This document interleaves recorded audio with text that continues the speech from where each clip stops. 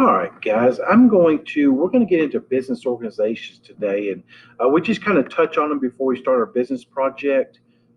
Business project is kind of how we cover this unit as far as entrepreneurship and things like that. And so that's what this little short video or PowerPoint will be about here. Sole proprietorships, partnerships, corporations. We focus mainly on sole proprietorships, partnerships in this unit because, again, that's what your project's going to be on, is you guys getting to be an entrepreneur. And I've had many people go on outside this class and become entrepreneurs, and that's kind of thing that hopefully you will find interesting, and hopefully you possibly will do yourself. So when we talk about sole proprietorships, here you see small business administrations.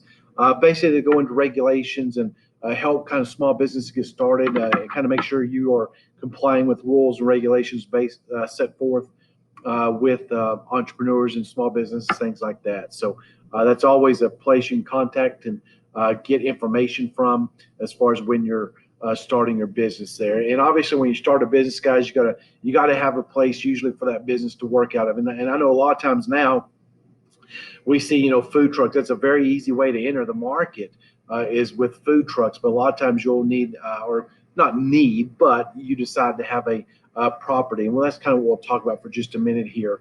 Obviously, purchase of your property is important. Obviously, you want to upkeep that property because you don't want to run a business and have your property look really run down, dilapidated, things like that, because that's not going to speak very well of your character or of your work ethic if you don't upkeep your property. And that's obviously a big thing there.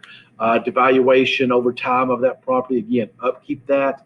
And obviously, usually that property value goes up as long as you will do the upkeep on it. And again, I think most people do. And unfortunately, there's some that won't. But obviously, when you purchase property, the benefits of that, you can customize it, you can change it, paint it, decor, whatever. It's yours. You're not renting that property. You can actually do what you want to from it.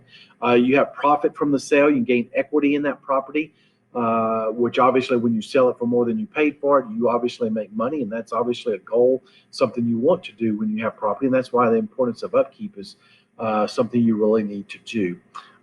And so we're going to go on in sole proprietorships here. This is first business organization. Sole proprietorship, sole means one, and so it's just you going into business by yourself. And in this project we're fixing to start, you can be a sole proprietor. You can work by yourself and go into business for yourself. But there are some dangers.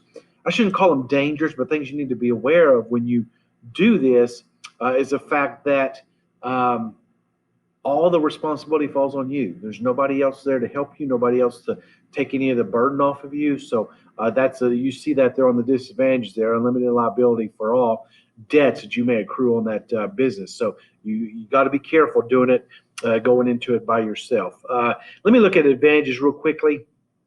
Easy to start and manage because it's just you. You don't have to worry about other people's opinions, ideas, things like that. You know what you want. You can do that. You receive all the profit. You don't have to share, obviously. Tax advantages there, many there. So, but disadvantages, the main one I'm going to focus on with you guys is unlimited liability. It is totally up to you. If you borrow money to open that business, any debts, again, they are yours. And again, it's a danger, a thing you got to be careful of. Third bullet here, unfortunately, this has become more and more common as I've talked to small business owners around attracting qualified employees, people who are willing to work. Guys, that is, if you are willing to work in our society, you can be successful. There are so many people out there not willing to or not wanting to work that it makes it easy for some people who have that work ethic. You're going to be fine. You'll be successful. But trying to find those people is very difficult sometimes. Partnerships here is a second form of business organization. 2 to 3 people going into business here. And again, there's advantages, disadvantages of partnerships. And I'll kind of get into those here. Advantages here, startup is very, very similar to that of a sole proprietor, but again, you've got some other people you need to work with and collaborate with on what your expectations are for that business. Attractive financial capital, sometimes maybe a little larger, maybe it'll attract more people because you've got more people involved. Disadvantages there, unlimited liability, that's still there. Because it does fall on you and your partners there. Yes, you have 2 other people, 3 other people with you, those debts still fall on you. And again, the third one here is a big one, guys. Be careful going into business with somebody you know real well, friends, things like that. I've seen, heard of many situations in which people lose friendships, relationships with people over money. Anytime you bring money, business into things, people become very greedy. So be very careful going into business with somebody that you know. Okay, so that is a huge one for sure. Then the largest form of our business organization is corporation. We don't talk a whole lot about these. We saw this a little bit in the Lorax. We talked about corporations, what makes it a corporation. We're going to talk about stocks and stuff down the road on corporations down the road. And here's advantages, disadvantages here. You see on advantages, there's limited liability now because the ownership of that company is spread out over many people because you sell stocks and things like that within these businesses.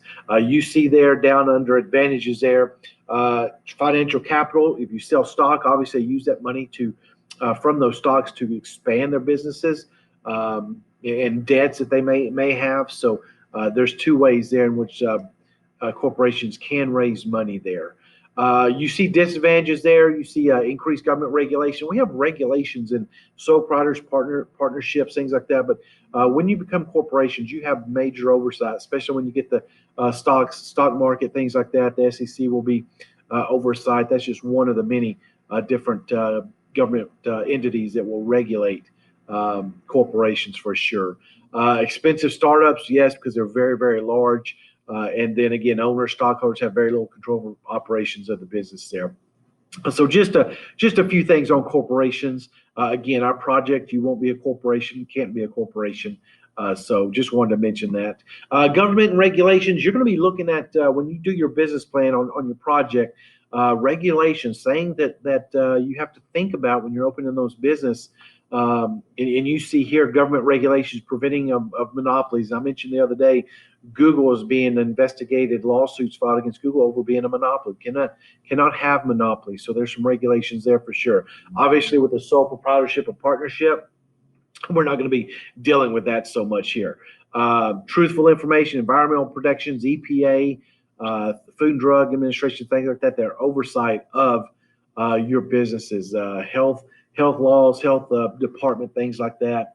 Government restrictions also over here, zoning laws, noise ordinances, OSHA, preservation of historic sites. OSHA, guys, I'll talk about a little bit here. Most every business, ignore that bell, right?